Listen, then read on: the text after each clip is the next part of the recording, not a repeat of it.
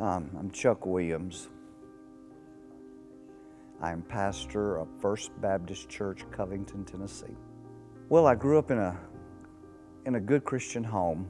My dad was a pastor. In fact, I'm here in Covington right now because my dad pastored a church right outside of Covington. He was a godly man. I can remember being greatly affected by his devotion, not his preaching, but his devotion. I could hear him sometimes at night praying. But in spite of all that, I turned a deaf ear and a hard heart towards the Lord when I came into my teenage years. It was the pull of the world. It was just the enticement of sin. Maybe it was just the pressure of people around me. It's just a thing that a lot of teenagers go through. There are different reasons why, but I allowed myself to get sucked into that vortex. And I've still got some of the scars and memories from that. My life was spiraling downhill, turned away from the Lord. Because I didn't run with the popular crowd, I surrounded myself with people who just kind of did stuff on the weekends. You know how you just kind of do stuff, whatever kind of quote excitement that can be. And Sunday night, sang in the choir sometimes and just felt like the world's greatest hypocrite. It was a very uneasy life to have to live knowing that the life that you were living certainly didn't match up with the presence that you had in church. But sometimes we want God to do something in a person's life, but we can't imagine how it's going to work. And I know my dad could not imagine how it would have worked, but I went to a Christian university. Did not want to go, but in order to appease my parents, I went to Union University. But while I was there at Union University, I followed the same pattern that I had while I was in Covington. I surrounded myself with people that did stuff.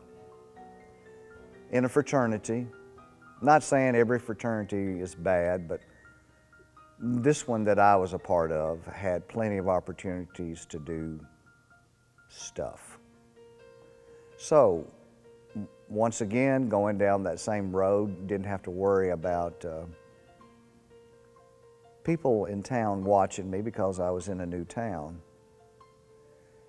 Didn't know where my life was going, and in the back of my mind, I knew that this could not continue. But it was kind of like, I don't know, when you're going downhill and you don't have any brakes, you're really not sure how to stop the vehicle you're in. For me, very, very dramatic and unexpected. I came in one night from work. In my dorm room was my roommate. He also was from the same town, and we had been doing stuff together with other people. But when I came in from work, he looked like a different person, and he just had a different tone in his voice. And the words that blurted out of his mouth were room. He called me Roomie for roommate. He called me Roomie. I just got saved. And I looked at him like, what? You talk about something coming out of the blue and unexpected. It just absolutely floored me. And so I tried to be cordial, but on the inside I was like, oh no, this is very uncomfortable. And he told me about how that he had been upstairs on the third floor, hanging out with a couple of guys as they were studying for a test. And they were devout Christians, but he needed help studying for the test. And so while the study session was going on, they just began to share their testimony with him, and they asked him, they said, Tim, have you ever given your heart to Christ? And Tim said, well, sure, because he had gone to church. So they talked to him about what it really meant to be a Christian. And after they finished talking with him, he realized he had never given his heart to Christ. And when he knelt beside the bed in their room, a life-changing event took place in his life.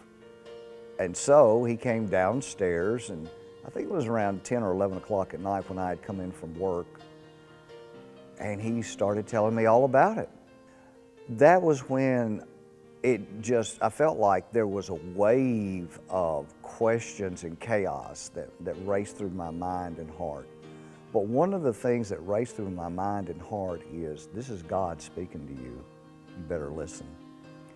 And so I talked with him and I listened to him, but the whole time I was listening to him, really I was listening to God. Tim was talking, but God was really talking to me and giving me a real reaching out to me through Tim. And I'll just never forget all the confusion and the chaos that I was feeling going on in my heart. I think it was like 1 o'clock in the morning after he and I had talked back and forth, and we turned the lights out. And so the lights were out for a while, and then I woke him up. I said, Tim, I need to give my heart to the Lord. Now, let me just backtrack for a moment. There was a reason why I was so hesitant about turning my life over to Christ. And it had to do with the future that I knew the Lord had for my life. And one of the reasons why I was doing stuff was because I was like Jonah. I knew God had a call on my life. I had seen it in my dad, and I had seen God work through him. And I knew that God, years ago, years before that, the Lord had said, I'm setting you apart for ministry. And I said, no, nope, don't want any of that. So in my kneeling down beside the bed and giving my heart to Christ, I was also kneeling and giving my heart to ministry. God orchestrated Tim being saved in order for me to come to know the Lord.